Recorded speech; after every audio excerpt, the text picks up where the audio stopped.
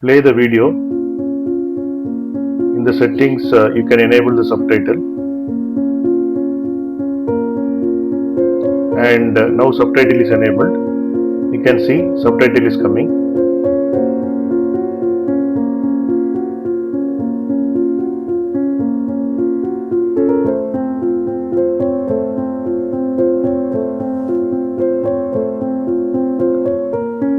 Here click on show transcript, and here you can see the entire transcript or subtitles related to this video.